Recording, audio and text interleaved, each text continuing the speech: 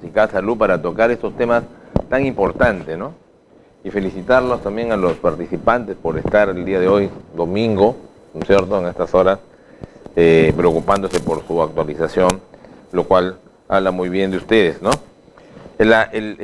Bueno, mi nombre es Carlos, un pequeño error, Carlos Hidalgo Quevedo. Yo soy médico asistente del Hospital Arzobispo Loaiza y soy jefe de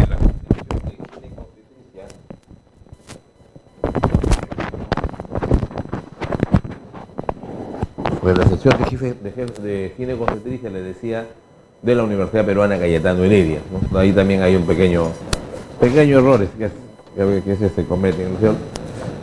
Pero lo importante es que estamos para poder conversar, sobre todo, de varios temas muy interesantes, ¿ya?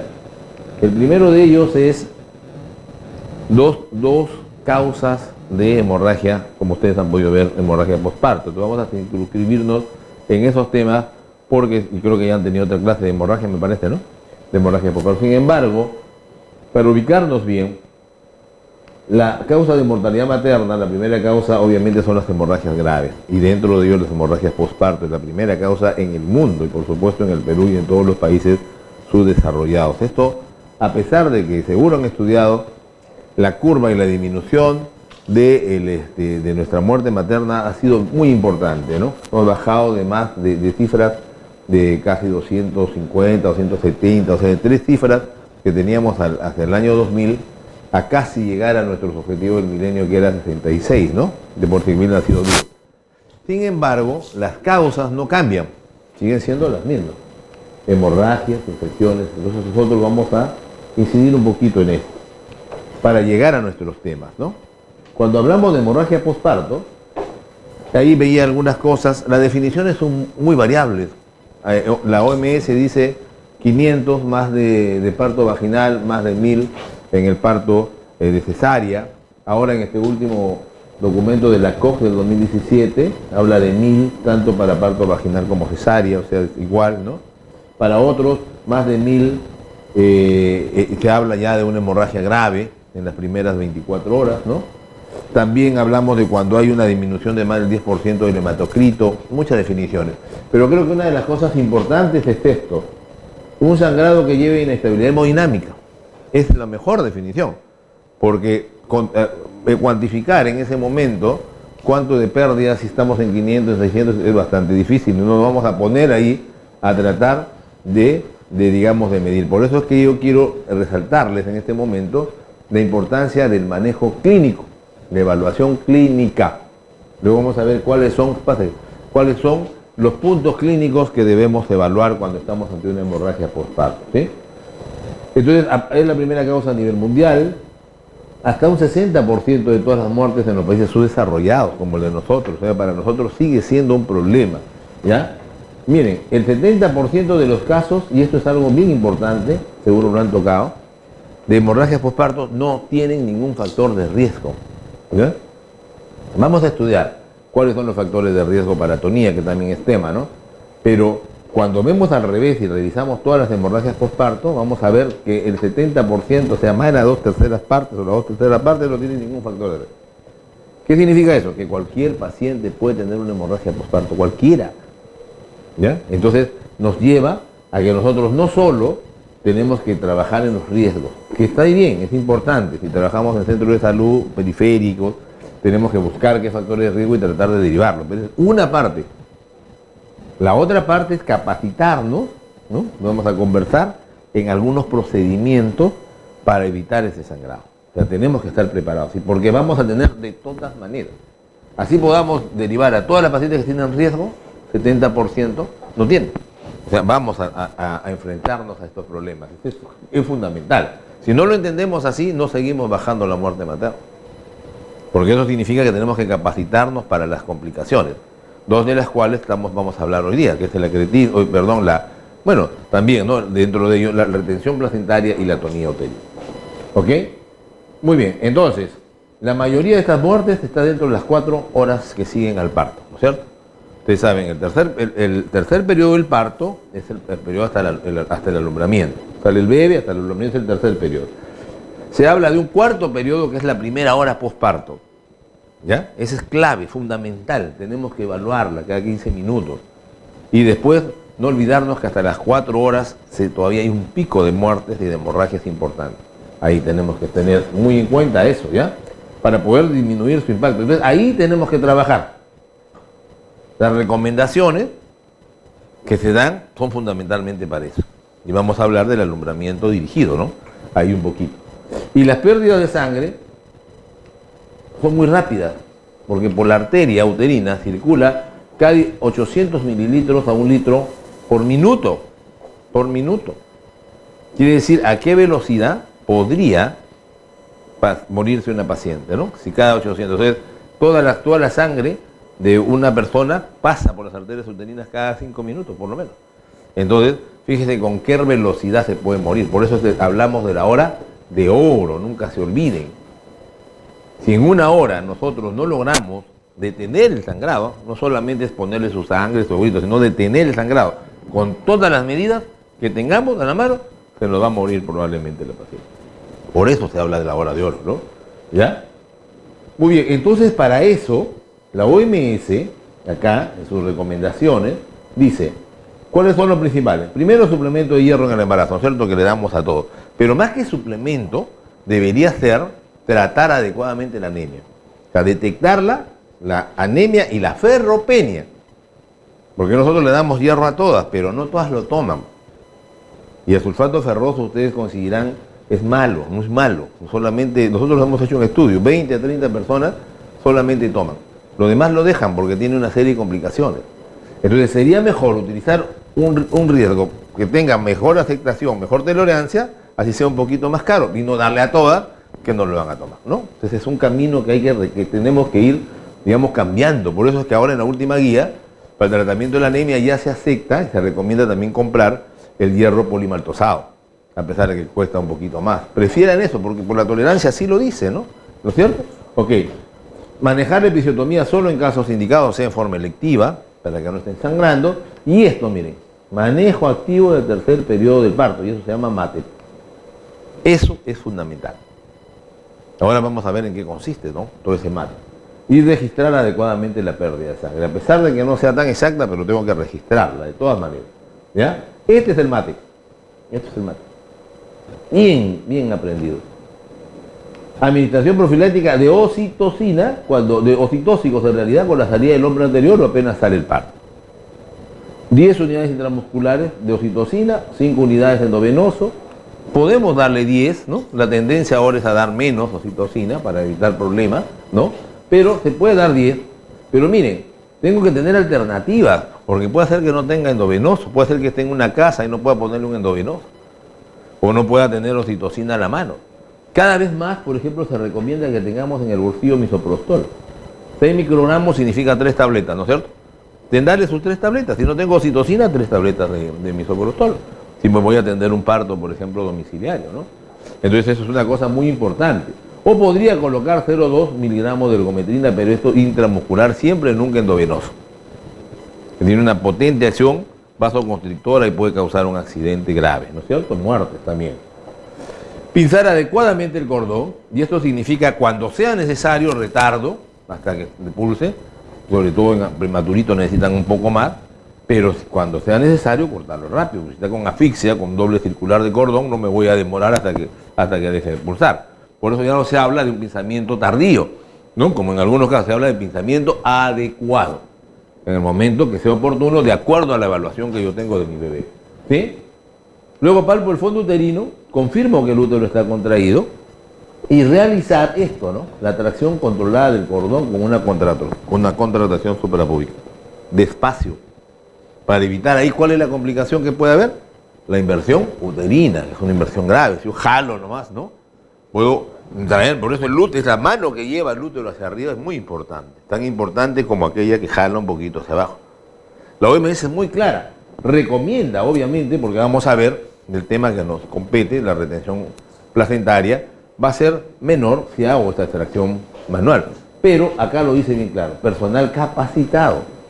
Es decir, primero tengo que capacitarme, hacerlo bien, para luego utilizarlo. Si no, voy a tener inversiones uterinas, ruptura de cordón y un montón de cosas más. ¿No es cierto? ¿Ya? Y entonces, cuando termino, reviso el tono y hago algunos masajes si lo necesito después de la placenta, reviso adecuadamente la presencia de desgarro, examino la placenta y hago masajes uterinos por una hora, esa famosa hora, clave. Hasta en las clínicas vemos nosotros que va a dar a luz, se va a hacer la cesárea y está todo el mundo. Y incluso piden permiso para entrar, entre el papá, el tío, la cámara, todo. Sale el bebé y todo el mundo sale con el bebé. Y a la mamá la dejan en una esquinita, en un rincón, y nadie la ve. Cuando la ven a la hora ya está con una hemorragia bastante importante. ¿Ya? Muy bien, por favor. Entonces eso es clave determinarlo. Entonces, veo que exista un buen tono, agarro mi otra manito, ahora sí la pongo acá, esta es la maniobra de Brad Andrews, ¿no? Entonces, para arriba, llevándome el útero, no es que le ponga nomás la mano ahí, me llevo el útero para arriba. Y luego hago una contracción despacio hacia abajo para irlo retirando. ¿No es cierto? Una vez que aparece, agarro con mi mano y la voy recibiendo suavemente, como un parto, despacito. Doy su vueltita para que el cordón se haga más grueso y por gravedad caiga. Esa es la manera de atender una placenta, ¿no es cierto? Adecuadamente. Porque si no, y luego reviso bien mis cotiledones, si no están completos habrá que hacer un legrado, ¿no? No meter la mano, eso de la revisión manual de cabello, meter la manazo para sacar un cotiledón o una cosa, es absurdo. Eso hay que hacerle un legrado, ¿no? Con todas las condiciones de asepsia importantes. ¿Ya? Lo mismo con la placenta. La placenta cuando se queda un pedazo, se queda generalmente al final. Y la placentita, las bolsas, ¿no? Cuando las bolsas se quedan en el cuello. Ahí nomás están, no es necesario meter toda la mano al útero. Si usted con una Fester, van envolviendo ahí, sale tranquilamente la membrana. Entonces hay que comenzar eso. Hay gente que se queda falta un pedacito de membrana, toda la mano adentro buscando. No. ¿Ya? Entonces hay que tener algo más daño. ¿Ok? Entonces, a pesar de que yo haga estas maniobras que hemos hecho, se puede presentar el primero de los problemas que nos pusieron, ¿no es cierto? Retención placentaria. ¿Cuándo tengo una retención placentaria? Cuando no se expulsa la placenta pasados 30 minutos de parto. Esa es una retención placentaria. Ahora, 98% de las placentas salen antes de los 30 minutos cuando realizamos el manejo activo del tercer mate, lo que acabamos de hacer. Hacemos eso, entonces hay un pequeño porcentaje que se los puede quedar, ¿sí? Pero cuando hago el manejo pasivo, o sea, cuando me siento a mirar los signos de desprendimiento y esperar, imagínense ustedes que todavía me siento a esperar mirando, cuando sangre más, un montón de tiempo, hasta 30 minutos me dicen, y le echo una episografía inmensa y está ahí la mujer, sangre, imagínense cómo va a terminar esa paciente, que además nuestras pacientes ya de por sí son anémicas, ¿no? Entonces, ahí está la diferencia en un manejo activo, ¿sí? Cuando hago esto, el 80% solamente son expulsadas, o sea, menos. Quiere decir que la posibilidad de retención es más, ¿no es cierto? Obviamente, ¿sí? Y el porcentaje de retención también es otra cosa que se relaciona inversamente con la edad gestacional. Es decir, en líneas generales yo puedo decir, si no sale hasta los 30 minutos ya actúo. ¿Cómo actúo? Tratando. Ahí sí tengo que sacarla. Ahí sí tengo que hacer una extracción manual y meterla ahí, pero no para buscar restitos o para buscar membranitas, sino para sacar la placenta que no sale. ¿Ya? Y que lo que nos dice acá, que la OMS recomienda que yo tenga en cuenta esto. Si fue un movimiento pasivo, si fue activo, cuánto ha sangrado, cómo está la paciente. Yo no me puedo quedar, porque dice 30 minutos, me tengo que quedar mirando 30 minutos y la paciente está chocada. Yo tengo que ver la evaluación de la paciente, ¿no es cierto? Considerar todo eso y podría actuar antes, ¿no? Depende de lo que esté viendo. Para eso mi manejo clínico, no se olviden, ¿ah? El manejo clínico es fundamental en todo lo que tiene que ver con sangrado. Porque alguien me dice, bacán,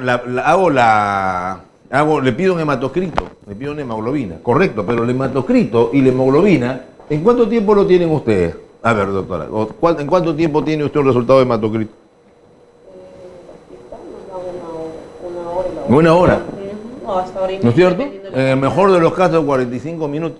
Es decir, que el resultado que me traen a mí, el hematocrito, es un resultado retrospectivo. Eso fue lo que ella tuvo hace 45 minutos. Ya se puede haber muerto. Entonces tengo que manejarlo clínicamente. Y luego vamos a ver qué parámetros son los que tengo que ver. ¿No es cierto? Muy bien. Entonces, esta retención tiene una incidencia aproximadamente de 1 a 5.5%. ¿Qué pasa? Normalmente hay una contracción, una vez que sale el bebé, se presenta una contracción tónica, todo el útero.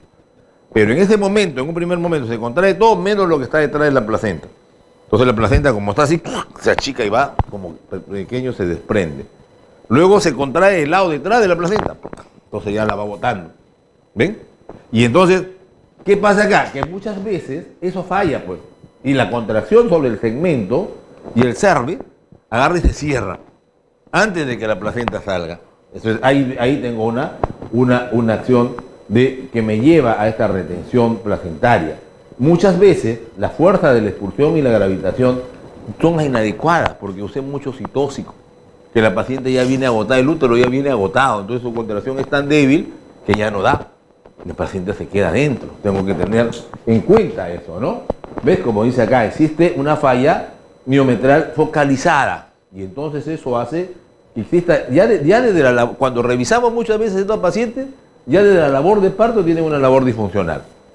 Ya van lento. Y obviamente la placenta también, pues, va a salir con mucho más lentitud, ¿ya? Entonces, y es una complicación, generalmente se supera, pero puede ser mortal, ¿no? Por la hemorragia, sobre todo, y la infección. Así entonces como las complicaciones de su extracción. ¿Por qué? Porque a veces no estamos capacitados para meter la mano. Yo he visto pacientes, cuando recién terminaba, bueno, hace muchos años, ¿no? Terminé la residencia, fui a una provincia unos meses, y llegaba una paciente que venía de 3 horas de camino que había dado luz de su casa. La paciente llegó. Y la paciente, ya la placenta estaba en la vagina, ya ni siquiera la había hasta botado la paciente. Vino por una retención y se murió. En la puerta se murió. Llegó y ¡ploc! Se murió. Cuando metimos la mano, ahí estaba la placenta. Que nada más había que retirarla y con un adecuado uso de citóxicos se hubiese salvado esa vida, ¿no? ¿Te das cuenta? Entonces es muy importante, puede ser mortal, no es una cosa tan sencilla la retención, ¿ves? La principal consecuencia es la hemorragia posparto, pues por eso estamos, es una causa de hemorragia posparto, ¿no? Y esto se puede dar hasta en un 10% de los casos, ¿sí? ¿Qué factores de riesgo? Lo que decíamos. Antecedentes de placenta retenida previa. En obstetricia, una recomendación, cuando ustedes le preguntan, ¿cuál es el factor? En la hora que lo veía contestando preguntas, cuando a mí me preguntan a mí, ¿cuál es el factor de riesgo más importante para cualquier patología que se les ocurra, preeclampsia, prematuro, posttérmino, lo que quiera, es un antecedente de haber tenido eso mismo, de cajón. Si yo tengo, la paciente ha tenido un parto prematuro, va a tener mucho más riesgo de que este de nuevo sea prematuro. Si es preeclampsia, de nuevo y más grave. Para todo, no se olviden, porque eso es fundamental para el control prenatal. Yo tengo un antecedente, tengo que tomar las cuentas de todas maneras, que es fundamental. La prematuridad, como vimos anteriormente, el uso de ergometrina, pues por alguna razón se usa ergometrina. ¿Por qué? Porque la ergometrina, si la uso antes de que salga la placenta, obviamente, ¿no? Se cierra. La contracción de ergometrina es muy fuerte, muy fuerte. Entonces cierra todo, se contrae todo. Y entonces impide la salida. Es un riesgo del uso de ergometrina antes. Ahora, la tengo que usar si no tengo otra cosa, ¿no? Pero no se olviden, nunca endovenosa. Y con mucho cuidado, si es posible, no usar en preclántica porque eleva la presión, pues es vasoconstrictora, ¿no? ¿Ya? Muy importante. Malformaciones uterinas, obviamente, si hay algunos úteros de Delfo, bicorne, donde se atraca ahí la placenta y no permite salir adecuadamente. Una inserción velamentosa del cordón. La edad materna avanzada, que hace que sea el útero un poco ya más hipotónico, no tiene tanta fuerza.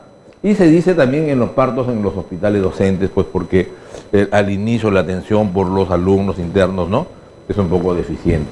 Entonces tenemos esos problemas. ¿Qué tipos hay de retención de placenta? De placenta, existe una placenta, vamos a ver, calcular para poder estar a tono, ya. Tengo una placenta atrapada o encarcelada. Es aquella que se desprendió totalmente, pero no salió. Con una pequeña tracción manual no sale. Lo jalo, no salgo, no sale. Pero ya está desprendida dentro, ¿no?, del útero. Ya está completamente desprendida. Esa es la encarcelada, es más fácil de sacar, ¿no es cierto? Esta es una placenta que está herida, pero que no sale tan fácil. Yo tengo que meter la mano y tengo que encontrar un plano de clivaje, ¿ya? Cuando yo le encuentro el plano, porque está pues entre la pared, ahorita vamos a ver entre la pared uterina, tengo que encontrar un plano donde pueda meter mi manito y irla separando como una pizza, ¿no? La voy separando hasta poderla jalar. Y aquellas que tienen ya algún grado de acretismo.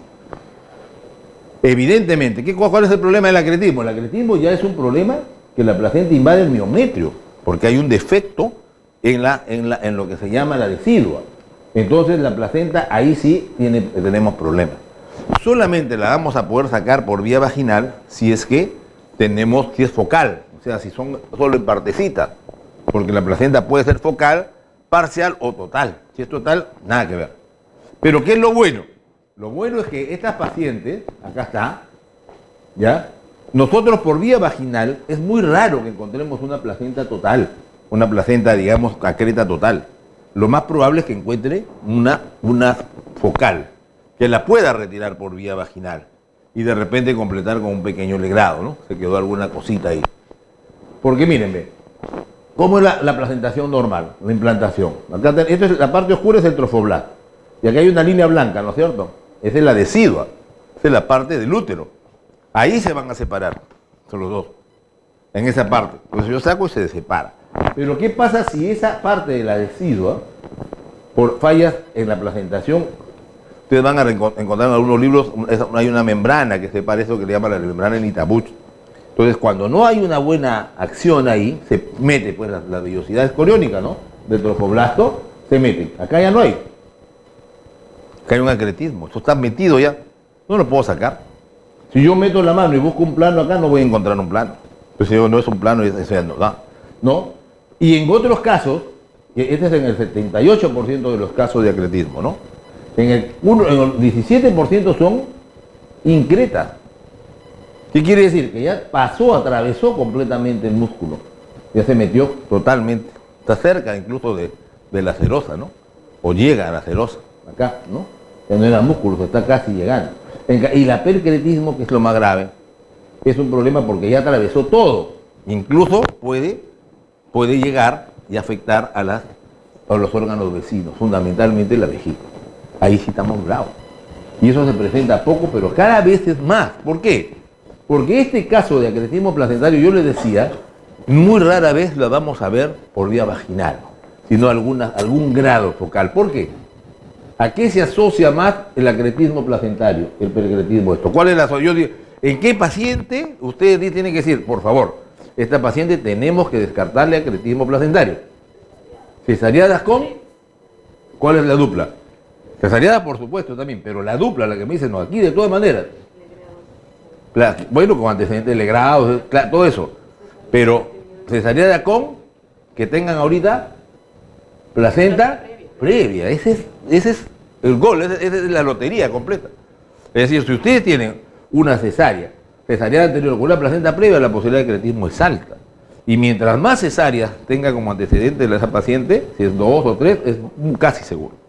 ¿Ven? Entonces ahí ya no puede dar chanzo vaginal, pues en ninguna cesárea. Por eso es que no se ven estos casos en parto vaginal. Nos encontramos en la cesárea. Y esos son los pacientes que ningún ginecólogo quiere enfrentar. Esos son los que se están muriendo, todavía. ¿Y por qué se van a ver más? Porque cada vez hay más cesáreas, ¿no?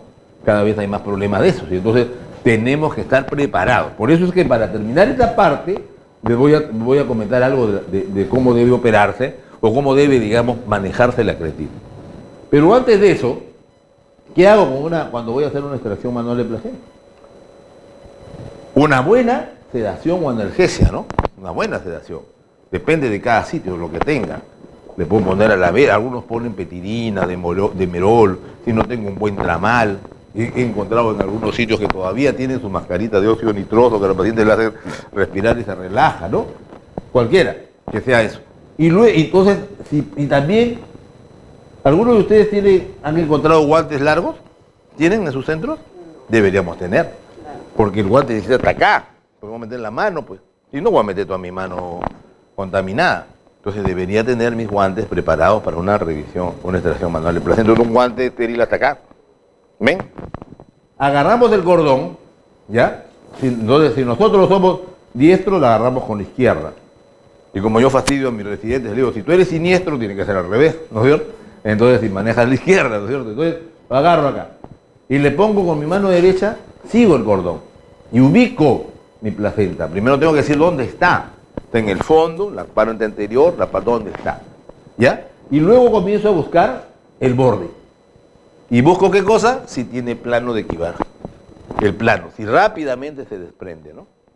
Como ese, si rápidamente se desprende, entonces yo sigo acá, trayéndola, voy agarrándola, voy avanzando, la otra mano me sirve para ir empujando, ¿no? Y voy avanzando, hasta tenerla toda y la saco. La saco completamente. Esa es la instalación manual. Si en este paso no encuentro plano de clivaje, ahí lo dejo. ¿Por qué? Porque es un acretismo. Ni hablar, voy a destrozar ahí a sala de operaciones. ¿Entiendes? Ese es el secreto, la extracción manual de placenta, nada más. Entonces, con cuidado, manejo, sigo mi mano y tengo que ver. Y tienen que aprenderlo ustedes también, porque pueden estar en un parto, ¿no? Y ahí a quién van a llamar. Entonces tienen que intentarlo, porque si no la paciente sangra, se puede morir, ¿no? ¿Ve? Si no puede derivarla a tiempo. Y reviso, como vimos acá igual, reviso.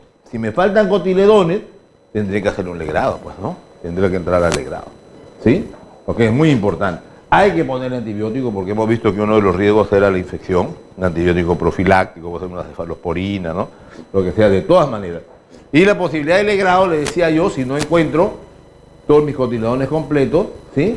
O si de repente ha sido un acretismo focal y voy a raspar un poquito para que salga esa partecita. ¿Sí? ¿Está claro? Y le decía que esto que quería mostrarles, miren, el acretismo placentario ya no debe sorprendernos, en el sentido de que no nos debe agarrar desprevenidos. Ya no deberíamos ingresar a una cesárea y darnos cuenta como nos ha pasado a nosotros los antiguos, cuando no habían las herramientas y nos encontramos. Es un problema grave, nos hace envejecer 10 años, ¿no? Las coronarias se nos comprimen, porque nos encontramos ahí con una cabeza en medusa, todas las arterias están atravesando hasta la vejiga. ¿Qué hacemos? ¿Ya? Entonces, hoy hay un protocolo muy estricto, así debería ser. Primero, diagnóstico temprano, porque se puede diagnosticar ahora plenamente. Toda paciente que tenga, nuevamente, cesárea, más placenta previa, de todas maneras se tiene que descartar el acretismo. Y en gran porcentaje yo lo puedo diagnosticar con una ecografía, ayudado con un Doppler, porque con una ecografía normal ya puedo tener una alta sospecha de una acretismo. El Doppler me incrementa el diagnóstico, obviamente, me lo mejora, o si no una resonancia magnética, que la utilidad de la resonancia en gestación cada vez es más, ¿no? Me ayuda.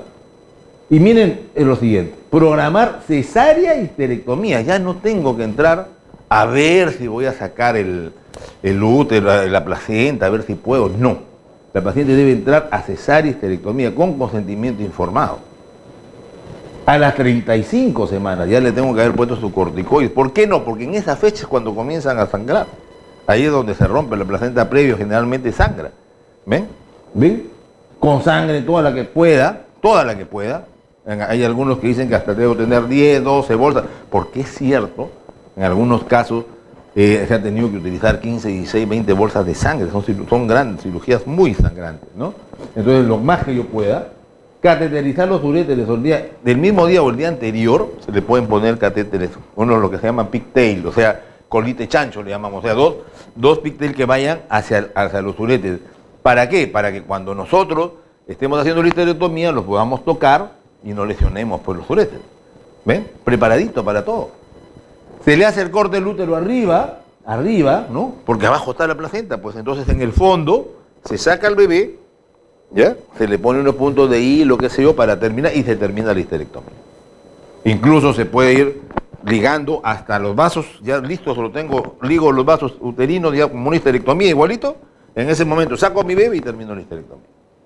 Porque lo que tengo que tratar de hacer, ¿qué cosa es? Disminuir el sangrado al máximo.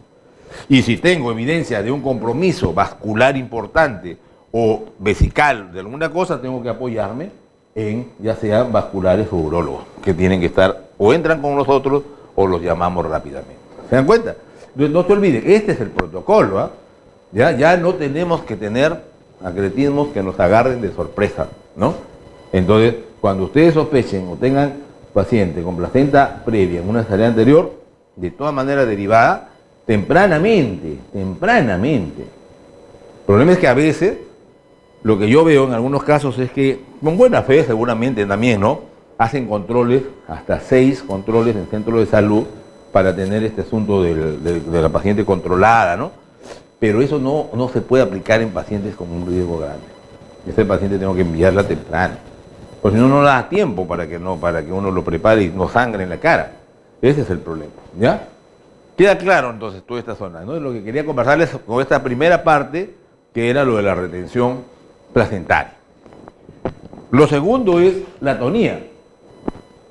Ya que hablaba, por eso le decía lo de hemorragia. Entonces es la causa más frecuente de hemorragia postparto, ¿no? Cuando nosotros, el 80%, ¿no es cierto? Entonces es la imposibilidad de que el útero no se contraiga después del parto y por lo tanto no cierre los vasos que están detrás de la placenta, que obviamente están abiertos, ¿no? ¿Qué pasa? ¿Por qué se contrae el útero después del parto? Al salir el bebé, al salir la placenta, entonces se dispara una digamos, acción, una señal para que exista una contracción total. Por eso el ergotrate ahí sí es importante, así, y cierre, ¿sí? El cierre de todos los vasos. Porque los vasos sanguíneos, ¿ya? No tienen, pues, muscular, ahí. Son los mismos músculos del útero que actúan como los antiguos profesores le decían las ligaduras vivientes. Entonces los estrangulan y así para el sangrado fundamental. Luego, claro, hay acciones también viene el efecto fibrinolítico después, y todas esas cosas, ¿no? Plaquetas, pero lo fundamental es eso. Si no se logra una contracción, entonces comienza a haber una hemorragia que no va a parar, ¿ya? Entonces, esto es muy importante. Y yo, ¿cómo manejo esto seguramente lo tienen ustedes recontra conocido. Yo estoy frente a una paciente con hemorragia postparto, mi primer pensamiento es en la primera T, ¿no es cierto? ¿Se acuerdan de las 4 T, no es cierto? Y la primera T es tono, porque es el 80%. Pero lo primero que yo tengo que ver es si el tono está contraído o no. Si el tono no está contraído, entonces buscaré retención de restos, buscaré traumatismos, ¿no es cierto? Buscaré si hay desgarros en diferentes áreas. No se olviden de buscar desgarros al costado de la uretra, que a veces son frecuentes y no se revisan. Por último, también podría haber alteraciones en la coagulación, primarias a la cabeza del von Willebrand, o secundarias como el síndrome de Hale, por ejemplo. ¿Ya? Entonces, tengo esa alternativa. Pero entonces esto es lo primero.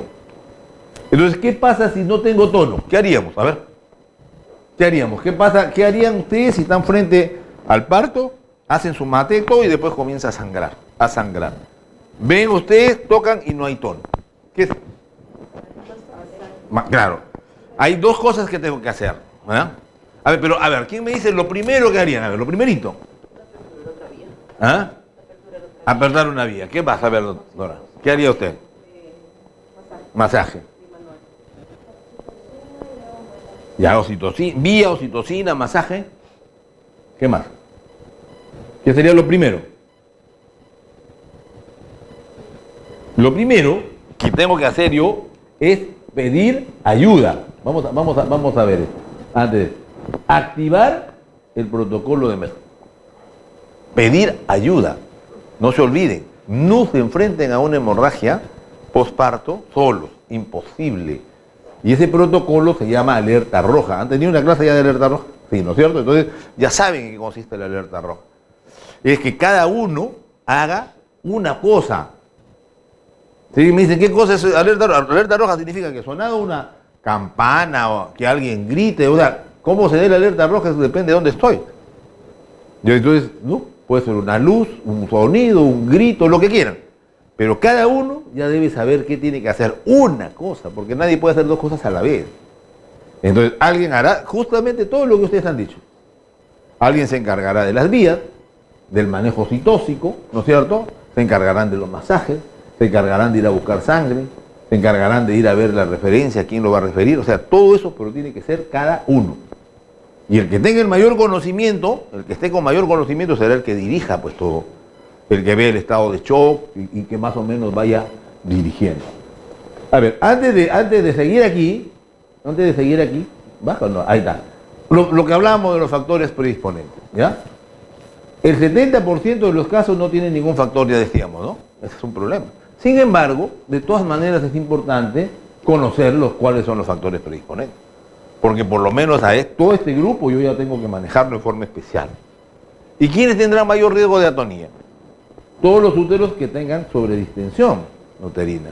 ¿Quiénes? Macrosomía fetal, polihidramnios, embarazo gemelar, todo lo que haga que el útero esté más grande, pues. Porque la fibra muscular se va a distender y va a ser más difícil de contraer. ¿No es cierto? Todo lo que sea que llevó a un parto disfuncional. La fase demoró mucho, la fase activa, se demoró mucho en descender, el expulsivo prolongado. El parto precipitado también, ¿ah? El parto precipitado tiene dos problemas. Incrementa la atonía uterina y además incrementa los desgarros. Porque también como sale como una flecha, entonces esas dos cosas tengo que buscar. ¿Ya? Fármacos, todo lo que utilice que haya actuado sobre la fibra uterina, oxitóxicos, sulfato de magnesio se utilicé, anestesia en preclánticas, en protección neurológica, lo que sea, en anestésicos, tocolíticos, todo lo que sean tocolíticos, ¿no es cierto? Y otros, ¿qué significa otros? Úteros que ya estén muy deformados. Las grandes múltiples son úteros muy grandes, úteros deformados por miomas, ¿no? Úteros infectados. Entonces, todos estos son mayor riesgo de una preclampsia, de una atonía uterina. Pero no me olvido de esto jamás. ¿Ya? Entonces, si yo veo esto, yo digo, yo quiero enfrentarme a la hemorragia postparto. Efectivamente, ¿qué tengo que hacer? Conocer bien estos factores de riesgo y buscarlos en todas las pacientes para derivarlas o tomar acciones especiales, ¿no es cierto? Pero además, ¿qué hago con el 70%? A ver, ¿cuál sería, si me dicen, a ver, cuál sería, y conversemos un poco, ¿no?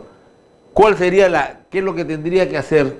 ¿Qué harías si tú dices, ¿y qué hago con esto? ¿Qué harías? Una acción. Lo más lógico. ¿De los que no viven en el grupo?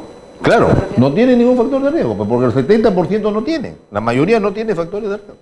Entonces, yo me voy a enfrentar, ¿no es cierto? Yo quiero enfrentarme a la hemorragia, disminuir la hemorragia postparto, o sus muertes, ¿no? Su impacto. Entonces yo digo, ya, me tengo que saber todo esto y lo derivo bien y lo manejo bien, les pongo sus cosas. Pero ¿y a la que se me presenta sin hemorragia? ¿Cómo hago para enfrentarme a eso? Porque ahí la tengo, ya se me presentó. Tengo que manejar mi clave roja y sale para. Clavesar mi roja, ya, todo, ¿qué más? A ver, ¿qué más? El control estricto de la primera hora, ¿qué más? Todo eso está bien, ¿qué más? Tengo que capacitarme en qué?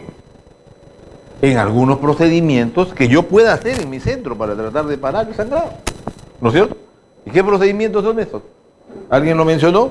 Masaje uterino, colocación de balones uterinos, el traje no neumático, o sea, todas esas cositas que los puedo hacer en mi centro, que vamos a revisarlas así rapiditas, porque si ya las han visto, ¿no? Pero eso es lo que tengo que hacer, ¿ya? Entonces, uno es el manejo médico, ya dijimos, evaluación clínica, ¿ya? Y para eso ayuda este concepto. ¿Lo aprendieron? El índice de shock, ¿aprendieron? El índice de shock es la relación de la frecuencia cardíaca con la presión sistólica. Si cada uno calcula su índice de shock de ustedes, si no son hipertiroideas, por ejemplo, entonces vamos a tener que siempre va a estar la frecuencia cardíaca menor que la presión sistólica. Menor, ¿no? Yo tengo una presión de 90, una frecuencia de 70 probablemente, ¿no? 60, ¿sí o no? ¿O no? ¿O alguna tiene al revés? A ver. ¿Alguien tiene más frecuencia cardíaca que presión sistólica? ¿Alguna? No, ¿no es cierto?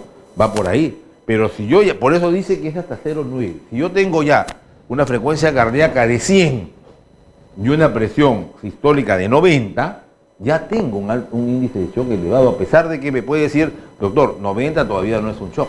Puede ser, pero ya tiene un índice de shock elevado que se relaciona mucho con que esa paciente va a ponerse muy mal.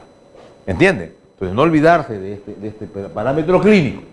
El RCP, de acuerdo a lo que se les ha comentado, y ahora vamos a tocar un poquito cuando hagamos el traumatismo del gestante. ¿No es cierto? Otra cosa, compensación hemodinámica, ¿ya? O sea, rápidamente yo tengo que compensar. Lo primero que tengo a la mano será cristaloides, ¿no? Cloruro de sodio, lo primero que tengo a la mano. Pero miren, hay conceptos nuevos. Hipotensión permisiva. Quiere decir que yo no tengo que recuperar la presión tan rápido y tan alto. No tienen que ser mis parámetros 130, 140, no. 100, ¿no es cierto? 160, 170. A eso, este es un concepto de los anestesiólogos, por ejemplo, que se llama hipotensión permisiva. Tiene hipotensión ahí más o menos, hasta que logre parar el sangrado. Si no logro parar el sangrado, incluso se puede convertir en un círculo vicioso, ¿no? Sangra más, vuelve, ¿no? Sangra más, aumento la presión, sangra más y así estoy, ¿no? Si no paro el sangrado, entonces tengo que parar el sangrado. Y estas son, si les preguntan, lo que causa la muerte de estas pacientes. Esta es la triada de la muerte que hay que evitar. Coagulopatías que se van a llevar, ¿no? Sangra lleva la coagulopatía.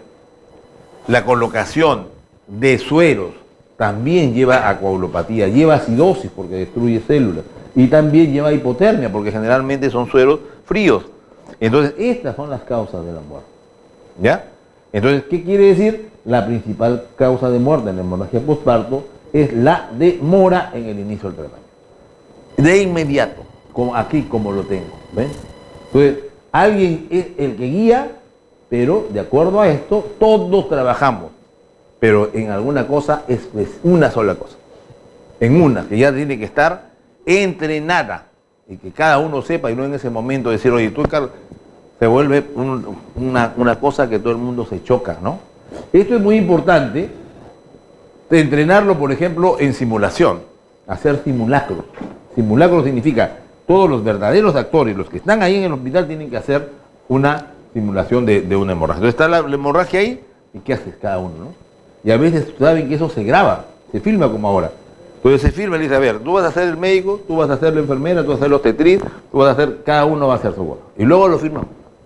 ¿Ya? Y es muy gracioso y uno se ve hasta tonto cuando luego le pasan el video. Uno está parado, no sabe qué hacer, no sabe a dónde ir, no sabe qué reaccionar. Pero es muy bueno para que uno se dé cuenta, ¿no? Y comience a trabajar y a mejorar estas acciones. Porque ahí la simulación es muy importante, ¿ya? Que debería ser. Cuando yo les hablaba de evaluación clínica, estos son los puntos. Estos son los puntos. Para ir viendo cómo se van agravando o mejorando. Para ver cómo estoy manejando a mi paciente. Hipotensión y taquicardia, que les decíamos, constituye el índice de shock, ¿no? Los dos pueden ayudarnos. La piel está cada vez más fría, el llenado capilar, como aumenta o no, ¿no es cierto? La diuresis, mejorar diuresis es importante. Esto es clave. Y también el manejo de bases y lactato. Entonces, el estado de la conciencia es bien importante. Porque diferente es que una paciente se encuentre en coma, porque, o digamos con alteración de la conciencia porque tiene una eclampsia, una convulsión, se entiende. Pero que esté en un estado, digamos, de inconsciencia por sangrado, significa que está en las últimas, pues. Imagínense usted la gravedad, ¿ya? Entonces, el estado de conciencia se va agravando conforme la paciente sangra. Muchas veces lo primero es agitación, nerviosismo, ansiedad. La paciente está muy ansiosa. Entonces, ¿qué cosa hacemos? La gritamos. He visto gente que hasta les ha metido una cachetada o un palmazo. No, eso es efecto de la hipoxia cerebral que tiene esa mujer. Nos está indicando que se está muriendo y que tenemos que actuar más rápido para poder parar ese sangrado. ¿Ya? Entonces, eso es su base. Esa es la base de ustedes. Entonces, ¿qué hago de inmediato? 2 vías, como alguien dijo, ¿no? 2 vías endovenosas. Ahora se prefiere poner los bolos digamos, de cristaloides, ¿no? Ya no, antes se decía, póngale 2 litros de frente. Y podíamos encharcar a la paciente, crear más acidosis, todo lo que hemos dicho, coagulopatía. Se va poniendo en bolo de 300 a 500 y voy nuevamente evaluando. ¿Qué cosa evalúo? La clínica. También, por supuesto, va a ser importante el hemoglobina glucosilada, pero ya sabemos que son datos retrospectivos, ¿no es cierto? Y entonces, comenzar rondas transfusionales tempranas, porque lo que pierde es sangre, pues, ¿no? Está bien en un primer momento para evitar la hipotensión, para evitar la paciente expandir un poco el volumen, los cristaloides, pero no es agua lo que voy a pedir. Si yo supongo agua, estoy reemplazando la sangre por agua. Entonces, tengo que poner tempranamente las rondas transfusionales, ¿no? Ocitóxicos. Aquí también, los ocitóxicos que se usan son 3. Hemos visto ocitocina, ergometrina y misoprostol. Entonces, manejarlos bien. Yo en el mate le puse 10 unidades a la ocitocina, ¿no es cierto? Pero ya estoy frente a una hemorragia. Entonces tengo que aumentarle la ocitocina. Agarro un frasco y le digo, póngale 40 unidades. Y le pasa a usted a 60 gotas por minuto, rápido. ¿Ven? Es diferente. Ergometrina, póngale una 0,2 más. Le puedo repetir 2 veces con intervalo de 20 minutos. Póngale una más. ¿No? Misoprostol, le di 3. Ahora, si está en una hemorragia, le puedo poner hasta 1000 microgramos, o sea, 5 tabletas. Vía rectal. Se habla ahí, ¿no? Pero que la vía oral es mejor, más. Sí, correctamente, se absorbe más que la sublingual. Ya bueno. Pero en ese momento, en una paciente que está chocada, le va a estar dando pastilla por pastilla. O sublingual, ¿no? Pues le pones por vía rectal, 5 tabletas de frente, ¿ya? Entonces, incluso las 3 cosas pueden ser, ¿no? Rápidas, para ver si podemos contraer, ¿ya? Pues no se olviden de la dosis que tengo que usar en el mate que vimos, ¿no? De las dosis que tengo que usar cuando hay una hemorragia postparto. Eso va a estar en sus CD, así que ahí lo pueden revisar, ¿no es cierto? Obviamente, colocar una sonda de Foley, necesito que tenga por lo menos una diuresis de 0.5 mililitros por kilo por hora, ¿no? Eso tengo que lograr. ¿Para qué? Para que el riñón no se me malogre, pues, ¿no? Y no tengamos una insuficiencia renal que complique más la cosa. Debe tener una buena diuresis. Oxígeno fundamental rápido, tiene que haber un oxígeno. Y todo lo demás que ya conocemos en un sangrado, ¿no? ¿Sí? Es muy importante. Algunos parámetros que me están indicando que la cosa se está agravando, ¿no? Entonces, para ver cuándo pongo paquetes globulares, tempranamente, como dice acá. El fibrinógeno menos de 200 es un índice de que me puede estar yendo a una coagulopatía. Puedo poner plasma fresco, o si tengo crioprecipitado mejor, porque el crioprecipitado tiene más cantidad de fibrinógeno, ¿no? Ver plaquetas, etc. Y uno que se está usando últimamente bastante bien y que se tiene que poner temprano es el uso del ácido tranexámico, ¿ah? ¿No es cierto? Entonces el uso tranexámico, creo que ustedes se conocen, hay un nombre comercial que es transamín, creo que es el que más conocido ahorita.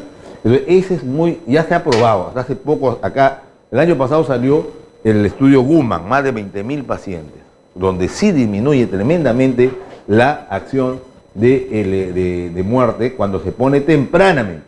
Tempranamente es dentro de las primeras 3 horas, y si es en la primera hora, mejor, rápidamente, ¿ya? Y esto es algo que ya deberíamos comenzar a usar en forma profiláctico, ya se ha visto que es muy ayudoso, porque hacia la hora del parto hay una acción fibrinolítica muy alta. Y este es un antifibrinolítico. Para poder disminuir el sangrado y mantenerlo un poquito más el coágulo estable, ¿no? Esa es la idea. Entonces, bastante efectividad se ha encontrado y ahora se postula de que podamos usar en aquellas pacientes que tienen riesgo, ¿no? Ahí podemos usar, por ejemplo. Todas las pacientes que tienen riesgo, que van a entrar en cesárea, se le coloca antes de unos 10 minutos antes de cortar, así cuando se usa el antibiótico profiláctico. Ahí. O incluso también hay estudios de su beneficio en el parto normal. Igual, la hora que le ponen oxitocina, su ácido tranexámico. ¿En quiénes más? En aquellas que tienen más riesgo de sangrado. Tienen ningún problema. Son acciones diferentes con los oxitóxicos. O sea, no hay nada, no tiene por qué haber problema ni preocupación. ¿Ya? Esto es algo que ya está probado y que es bueno. Esto sí más bien es más complicado y solamente debería usarse con indicaciones precisas de hematología, ¿no? ¿Ya? Y vamos a los procedimientos que hay que hacer. ¿Ya? Entonces, el sangrado de postparto, el sangrado uterino es venoso, no es arterial, porque las arteriolas se trombosan, pero estas no. Entonces, lo que tengo que tratar de hacer es comprimir, ya sea por dentro del útero o por fuera. Inicio obviamente por fuera. Entonces, bien sus masajes uterinos, puede ser externo, ¿no? O puedo tener uno, si estoy todavía en el momento del parto, pongo mi puño y hago masaje efectivo, fuerte, ¿no? Que se mantenga. Han habido estrategias, por ejemplo, en Colombia, en la cual se les enseñó a los sanitarios a hacer masaje, nada más que eso. Y ellos hacen su masaje y no sueltan el útero hasta que no llegan, si es referencia, van ahí con su útero y lo mantienen con masaje hasta llegar a una capital o a una ciudad importante. Eso es clave. Entonces el masaje es muy importante aprenderlo a hacer, pero aprenderlo a hacer. Por ejemplo, en simulación, que nosotros tenemos un curso en la universidad, con los internos, le hacemos en las muñecas, ahora hay simuladores muy buenos, la famosa Noelia, y ahora apareció una segunda dama que es Lucinda, ¿cierto? Tenemos las dos las tenemos ahí en Cayetano, y entonces se les hace el masaje y solamente para de sangrar cuando alcanzas una buena presión sobre el útero. Se aprende a hacer el masaje, porque el masaje no es un cariñito, ni es una cosquillita que se le hace al útero, sino es un masaje efectivo que se contraiga, ¿no? ¿Qué otra cosa tengo que aprender? Esta es otra cosa que recomienda la OMS y a veces no lo usamos. Tenemos varios varios procedimientos y yo tengo que saber cuándo uso uno y el otro, ¿no? La compresión aórtica está bien indicada. Sobre el lado, nosotros ponemos a la paciente en una superficie fina y hacia el lado izquierdo, a nivel del ombligo, acá está, ¿ves? Se comprime fuertemente, sin doblar el codo fuerte. Y voy controlando el pulso femoral. Cuando desaparece el pulso femoral quiere decir que estoy haciendo una buena compresión. ¿Sí? ¿Está claro? Entonces eso es muy importante para poder digamos, parar el sangrado. ¿Cuándo haría esto? Cuando tengo que llevar a la paciente a sala de operaciones. Cuando es corto el trayecto, no es tan largo. Entonces me voy así haciendo esta situación, ¿no? Esto es muy importante. ¿Alguno de ustedes tiene experiencia con eso? ¿Con el traje anti-shock? Es fundamental. Y en otros sitios se recomienda colocar este traje, ¿ya? De inicio. O sea, apenas tengamos el sangrado. Porque incluso con este traje anti-shock puedo hacer otros procedimientos, como cesárea, ameo, porque también para el aborto puede ser, o la extracción manual de placenta, la sutura de desgarros. Todo eso lo puedo hacer colocando el traje anti-shock, que debemos capacitarnos. Estos son de neoprene, ligero, es fácil. Y se van pegando, estos se pegan como pega, ¿no? Se va poniendo de abajo el 1, el 2 y el 3 a las piernas, todo esto, ¿ves? En la pierna. Después acá hay uno cuarto para el hipogastrio, y un poco más arriba hacia el ombligo hay uno grande que ve como una protrusión acá, que es una bola, que va a ser las veces para la compresión, ¿no? Como la compresión, ahí aprieta y comprime la parte. Entonces todo esto trata de que la sangre vaya hacia los órganos importantes internos, ¿no? Como es el corazón, ¿no es cierto? Y el cerebro. Entonces vaya hacia la parte central.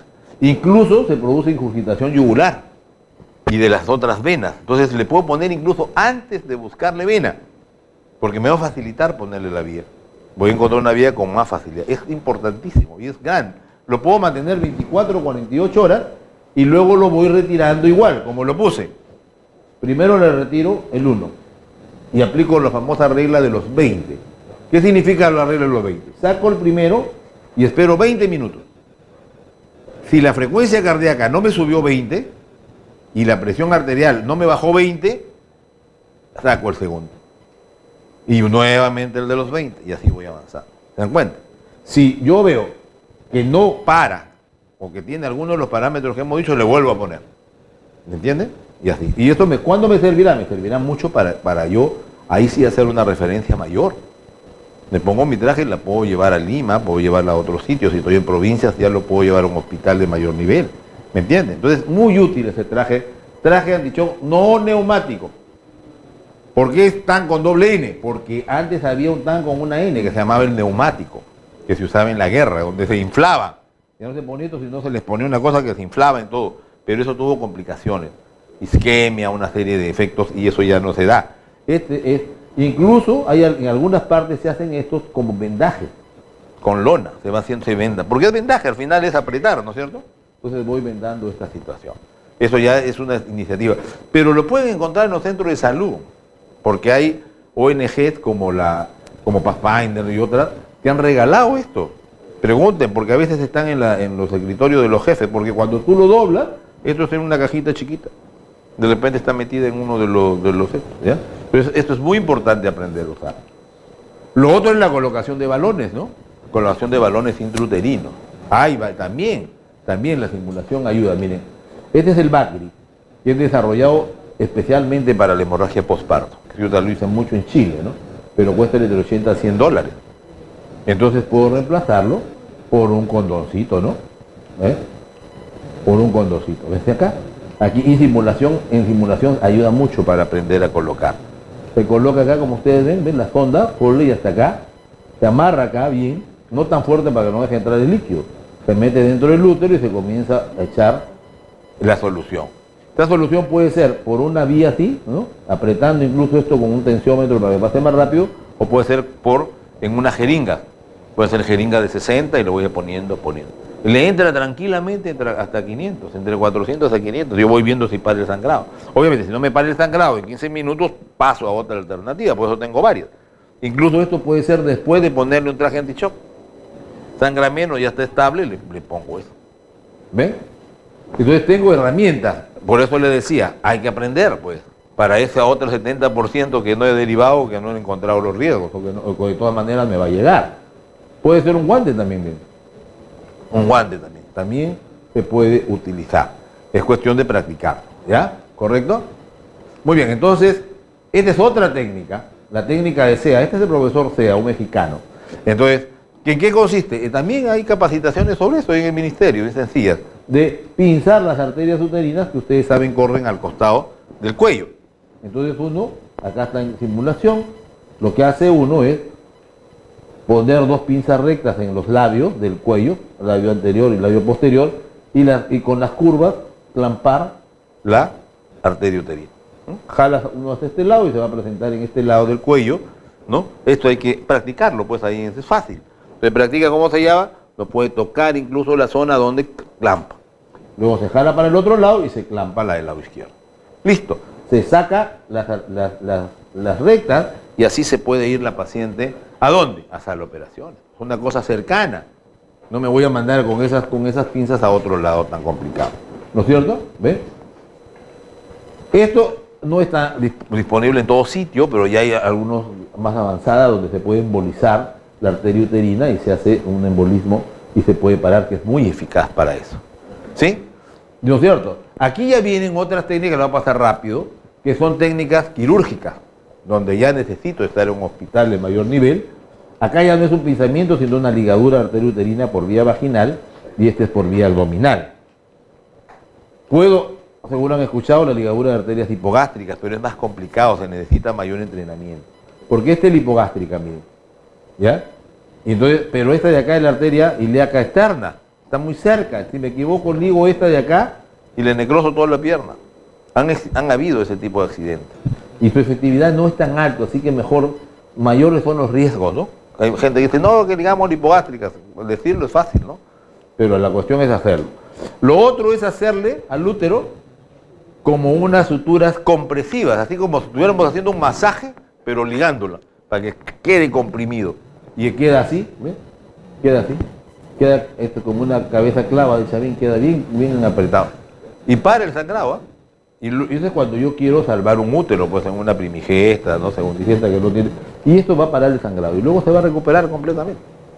Así que ahí no hay mayor problema.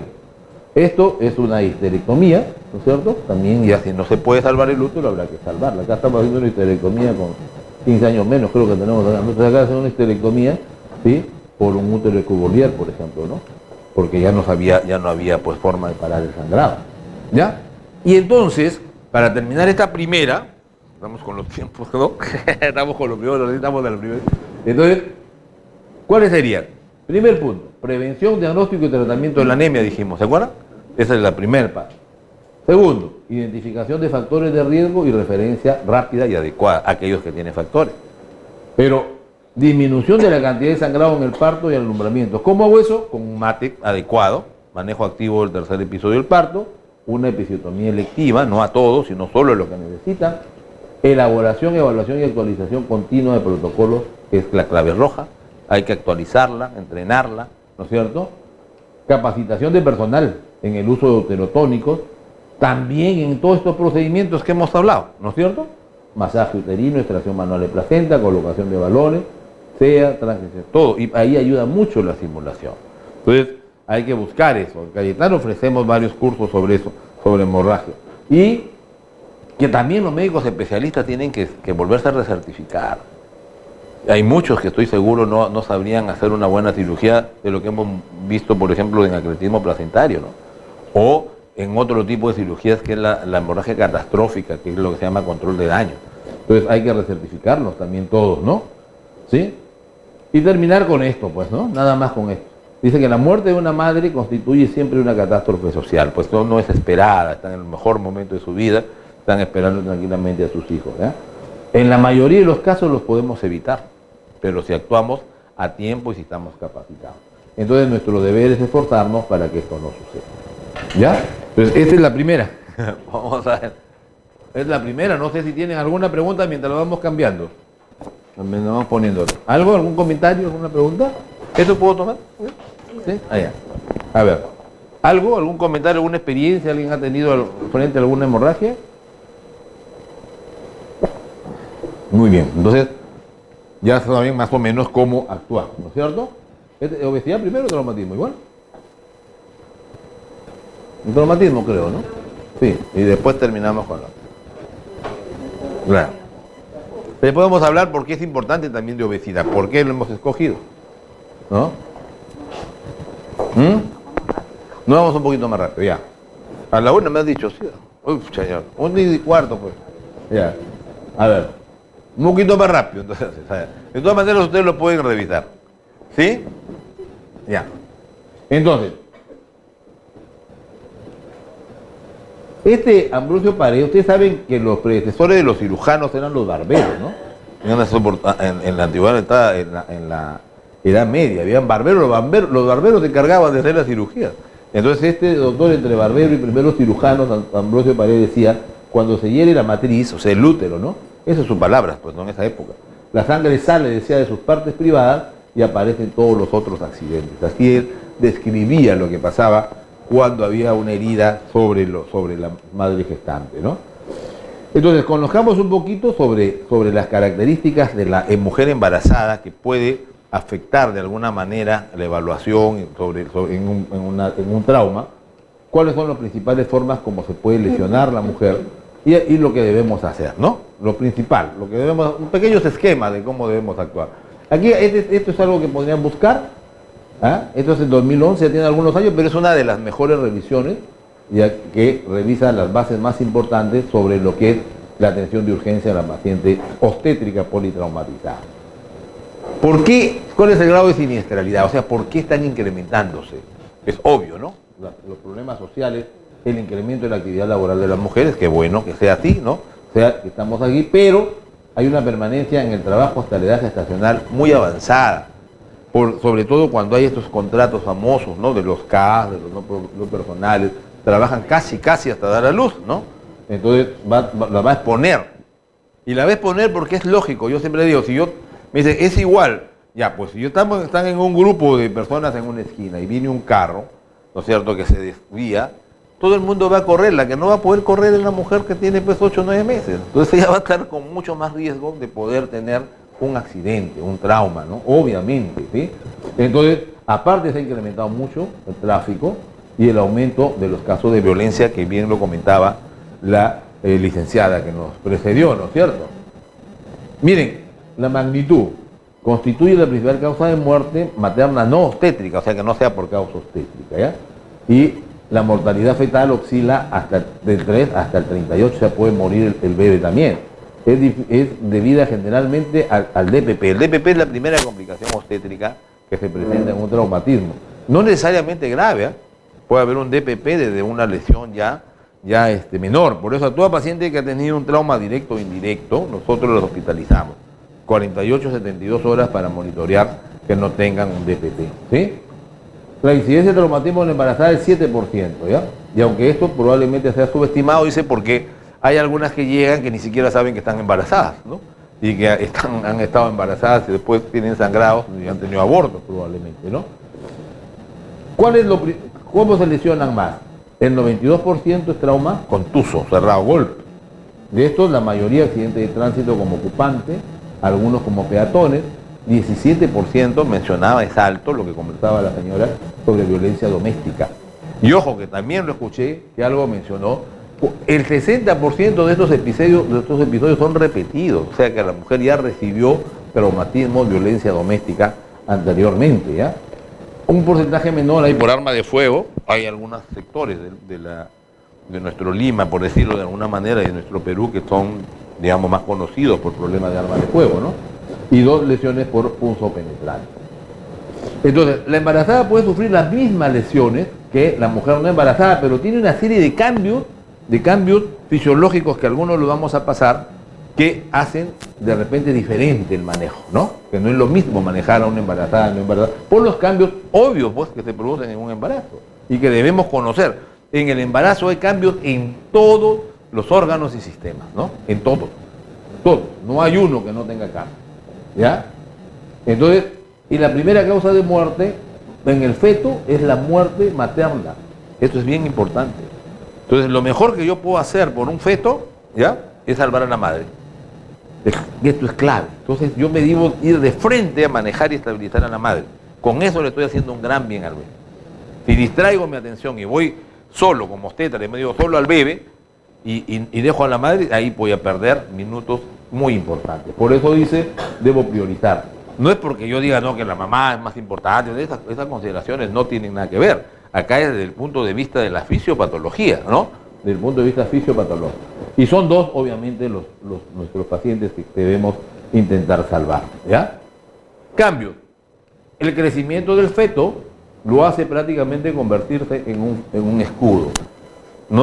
Hay muchos casos en los cuales el feto se produce, se convierte en el salvador de la madre. Es el que recibe a veces los balazos, las puñaladas, porque mientras más crece, pues está ahí expuesto, ¿no?, a la lesión de ese tipo de trauma. Miren todos los cambios. A nivel cardiovascular hay una serie de cambios que tienen las repercusiones que nosotros podemos ver. Obvio, aumenta el volumen sanguíneo bastante, por eso el paciente se hincha, su peso aumenta, ¿no?, la hemoglobina baja, pero eso hace que aparezcan más tarde los signos de depresión de volumen en la paciente. Sin embargo, a veces el bebé ya está alterado. ¿Ven? Aumenta el gasto cardíaco. Mire, esta es una cosa muy importante. El decúbito supino disminuye el gasto cardíaco muy rápido. ¿Cuál es el decúbito supino? De frente. No debo poner a una paciente. No sé si les ha pasado, incluso en la ecografía es frecuente que las pacientes sufran una descompensación. Se le baja la presión. Está comprimiendo la vena, se llama el síndrome vena cava. Por eso siempre la mujer debe estar en decúbito lateral izquierdo, como vamos a ver ahí. ¿Ve? Entonces, para simular fases, cuando aumenta la frecuencia cardíaca y además baja la presión arterial, esto a veces es difícil, evaluar los inicios del shock, ¿no? Porque se presenta normalmente en la mujer aumento de la frecuencia. Yo veo ahí, por ejemplo, en los controles prenatales, que ustedes mismos ponen, a veces están en 90, 80, 70, muy altos, y un poco más bajo en la presión. Entonces esto nos hace a veces difícil valorar, ¿eh? Y incluso hay cambios en el electrocardiograma. Como sube el diafragma, ahora vamos a ver, todo lo desvía, entonces hay un eje desviado y hay alteraciones que nos pueden hacer equivocar en la interpretación. Tengo que saber que eso existe, ¿no? Entonces todos estos cambios obviamente tienden a preservar la vida materna y sobre el feto, ¿no? Claro, porque cuando nosotros, y esto es muy importante, miren, para el ser humano y para la gestante, la sangre que va a la placenta, ¿cierto?, a través del cordón, lo considero un órgano periférico. Porque para nosotros, ¿qué es lo principal? Corazón, cerebro, adrenales. Entonces, cuando le falta sangre, cierra todo lo demás. ¿No es cierto? Hace vasoconstricción por todos lados y hace vasodilatación de donde tiene que haber. Y entonces el útero es uno más. Por lo tanto, el feto también tiene se inmola ahí, baja la cocción y puede morirse. Por eso el bebé se puede morir mucho antes de que la paciente gestante todavía no esté tan alterada, porque ella sí tiene pues un estado hipervolémico y todavía antes de que se repercuta sobre sus cifras ya puede haber un problema y el feto ya puede estar en fase de shock, ¿no es cierto? ¿Ven? Por eso es que una reposición veíamos también igual que en la puérpera, y acá más, la reposición rápida de sangre y fluidos, oxígeno precozmente, el decúbito lateral va a aumentar la supervivencia del feto. ¿Ya? Entonces, si alguien me pregunta a mí, ¿cuál es lo primero que yo debo hacer para ayudar al feto? Salvar a la madre. ¿Viste? No hay vuelta que dar, ¿ya? Y la administración de drogas vasoactivas, o sea, vasoconstrictores, va a estar peor, pues, porque va a hacer todavía menos perfusión a la madre. Y todos los órganos, no hay órgano que no se salva, ¿ya? La reserva respiratoria baja, entonces por eso necesito que la oxigenoterapia precoz sea rápida. Por su misma, se achica si se quiere el tórax, se suben los diafragmas, está más chico, está más tenso. Y al estar más tenso, va a haber mayor posibilidad de neumotoras fáciles, se rompe el pulmón con más facilidad, disminuye el PCO2 porque aumenta la frecuencia del volumen minuto, ¿ya? Por la acción de la progesterona. Entonces hay menor capacidad tampón, se convierte en un problema también de compensación ácido básica, ¿no? ¿Ven? Aumento de riesgo neumotora, ¿se dan cuenta? Tengo que conocer esto porque cuando le tengo que poner un tubo, a la mujer tengo que ponérselo más alto que lo normal, porque tengo que saber que ha sido desplazado. Todo eso debo conocer. Si no, no voy a manejar a una paciente y le puedo hacer daño. El nivel de bicarbonato es un predictor muy importante de la hipoxia fetoplacental. ¿Ve? También hematológicos, ya hemos visto, hay una anemia dilucional. Tengo que saber interpretar los valores. Saben que los leucocitos aumentan y a veces nos puede falsear. En la mujer gestante, en la puérpera inmediata también, ¿eh? Si cuando encuentro una puérpera, 12.000, incluso hasta 15.000, si no hay desviación izquierda, tranquilos, ¿no? No tenemos que apresurarnos. Es un estado de hipercoagulabilidad, la mujer, ya dijimos. Todos los factores de coagulación, la mayoría aumentan. Por lo tanto, va a haber mayor tendencia de trombosis, tengo que, con la inmovilización, tengo que ver lo de los vendajes, todas esas cosas, ¿no? Porque va a haber mayor acción. A nivel gastrointestinal también, la progesterona tiene una acción de disminuir los movimientos peristálticos. Entonces esto va a hacer que el llenado se retarde, el vaciamiento gástrico, por ejemplo, y va a haber mayor riesgo de broncoaspiración. La gestante va a tener cuidado, se puede aspirar con mayor facilidad. ¿Ven? También esto, muchas veces dice, la lesión es por acá, ¿qué cosa ha lesionado? Ha lesionado el apéndice, pero está por arriba, pero es que él se ha desplazado, pues. O sea, los cambios del útero, el desplazamiento, hace que también a veces no sepa, el que no sabe bien cómo es eso, no sepa qué es lo que se ha lesionado, porque hay movimiento de las vísceras y tengo que estar al tanto de eso. Ustedes saben que una apendicitis, en una paciente del segundo trimestre no la voy a encontrar acá, el dolor. Si eso lo encuentro acá, y me confunde con un problema de vesícula. Y es más difícil, digamos, evaluar el signo de peritonismo, porque ese peritoneo es más adelgazado y no tiene tantos plexos nerviosos, entonces no responde tan bien como uno. Entonces es más difícil ver cuando hay un peritonitis. Dice, no tiene peritonitis, pero sí ya tiene peritonitis, ¿no? ¿Ve? Miren, entonces es complejo, ¿no? No es tan fácil evaluar una gestante. La vejiga se desplaza hacia el abdomen, esto es muy importante porque hay trauma. Esta es una costumbre, algo que tienen que hablar con sus pacientes, que no aguanten la orina, por decirlo de alguna manera, que no retengan, porque como la tienen arriba, cualquier trauma, hemos visto que a veces golpes sobre algo, una punta, algo hace que estalle la vejiga. La tienen a nivel abdominal. ¿Ok? Seguimos. Puede haber un shock que aumenta la hipófisis y pueden haber el famoso síndrome de Sheehan, ¿no? Cuando hay shock se necrosa, se puede necrosar la hipófisis. Ustedes saben que después tienen un panhipopituitarismo por hemorragia, ¿no? Que se llama síndrome de Sheehan. Hay que diagnosticarlo posterior. Miren todo lo que hay, ¿ve? El útero va aumentando. Miren que el útero tenía 7 centímetros y llega a tener 36, ¿no? La mujer a término. Pesaba 70 gramos y llega a pesar 1100, ¿no? Hay un cambio pues inmenso que hace que las lesiones puedan darse de frente en el útero como un escudo, decíamos, ¿no? Y el flujo sanguíneo, ya vimos cuando hablamos de la hemorragia postparto, a qué velocidad pasa, ¿no? Qué cantidad de sangre hay al tirar uterino y por lo tanto esas lesiones en el útero pueden dar unas pérdidas muy grandes y morir muy rápido el paciente. A nivel de toda la pelvis aumenta la vascularización. O sea, una fractura pélvica puede llevar a un sangrado masivo adentro de la pelvis, ¿ya? Todo eso lo van a tener ahí en su CD. Entonces, ven, a mayor edad gestacional, mayor riesgo de daño uterino. Y a menor riesgo de la lesión es menor, ¿no? Aumenta la mortalidad fetal por la posibilidad de un DPP.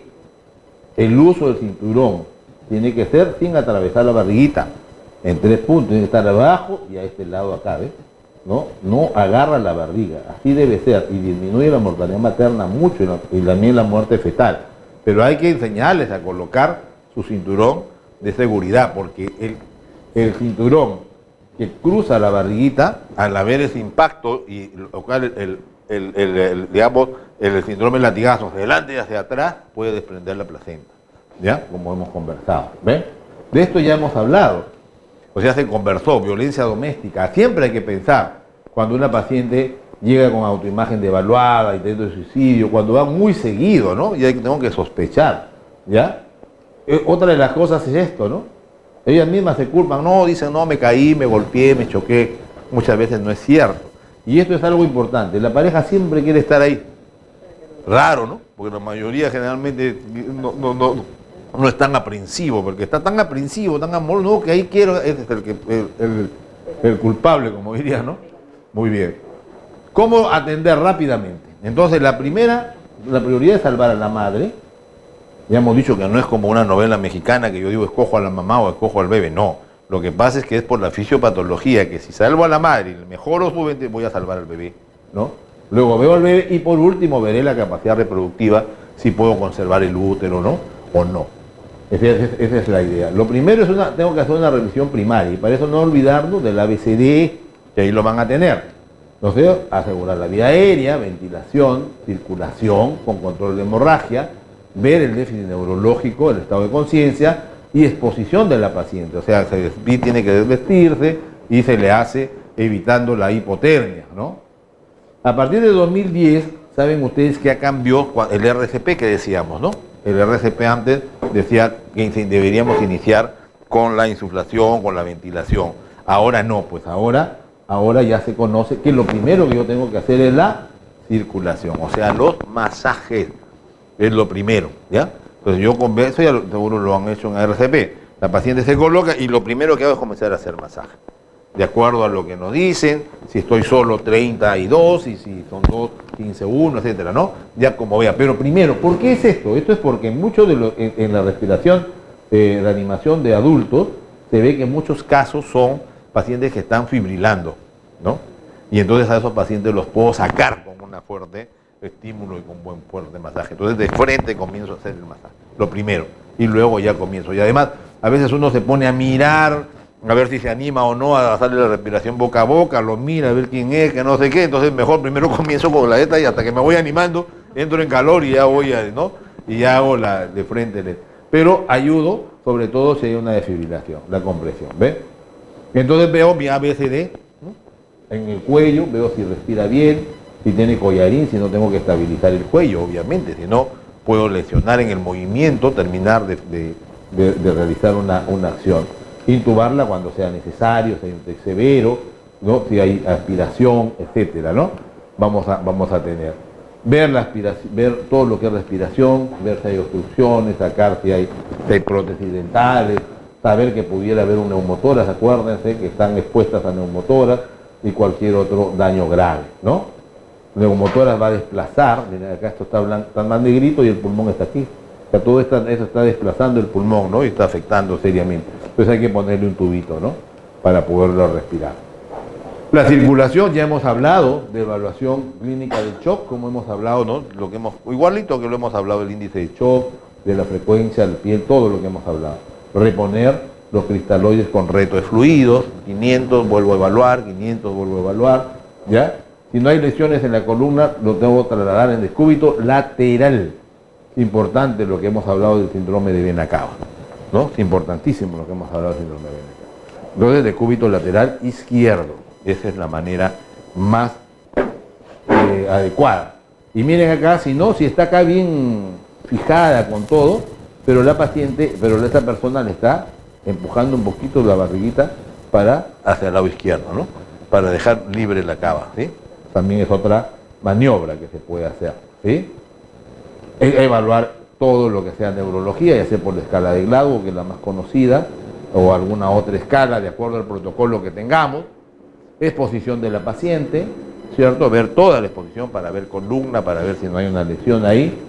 Esta es una de las técnicas de 3 personas para poder ir cambiando y exponiendo toda la paciente, ¿no? Para poderla movilizar también. Luego tengo que hacer una evaluación fetal, los latidos, me va a ver si hay sufrimiento fetal o muerte, evaluar si hay sangrado vaginal, sabiendo que el DPP es la primera complicación, pero puede haber ruptura uterina o rotura uterina, ¿ya? Ustedes saben que las contracciones continuas con irritabilidad del útero debe hacernos sospechar en un DPP, ¿no? El DPP, dolor, sangrado, ¿no? Dolor, sangrado, sufrimiento fetal, un dolor que no deja de relajarse, que no relaja, ¿no? ¿Ya? Entonces, luego de ahí ya evalúo lo demás.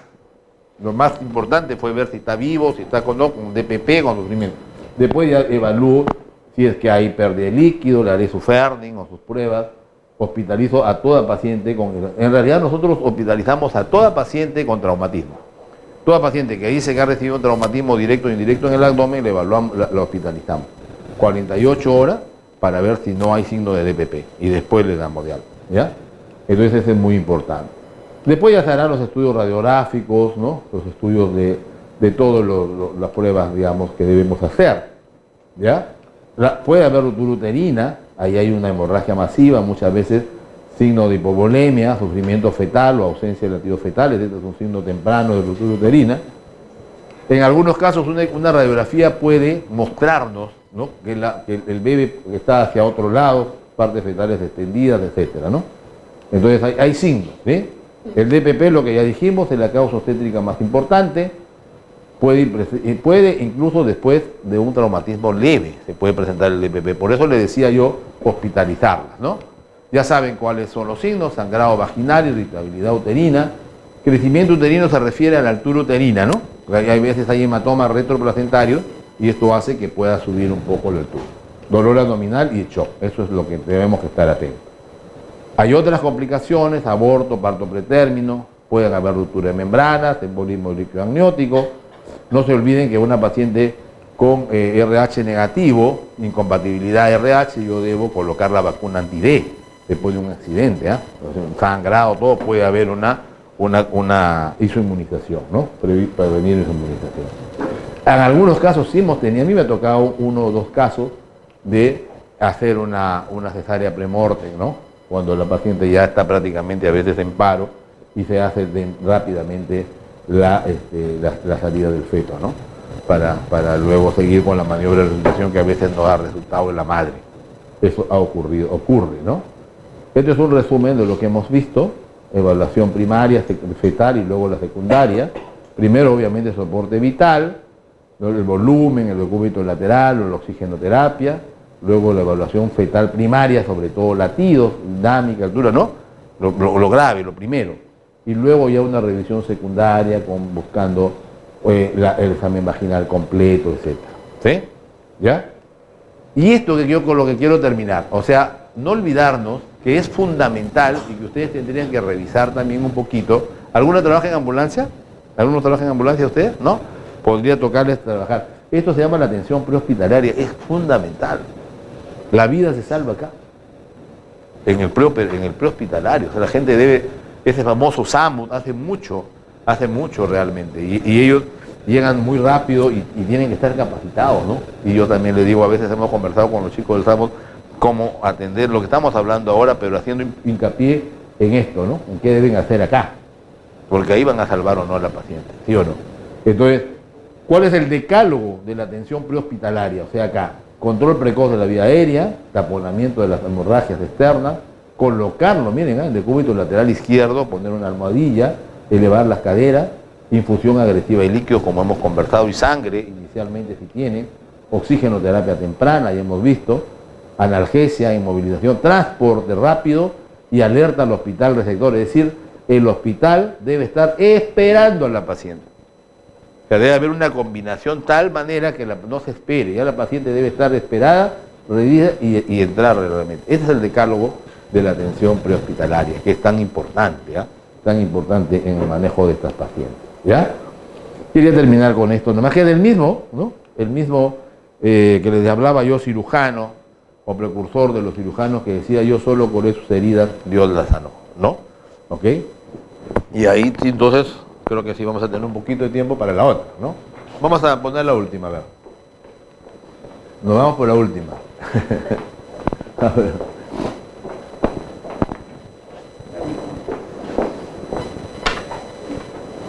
Creo que todavía estamos, ¿no? Ya.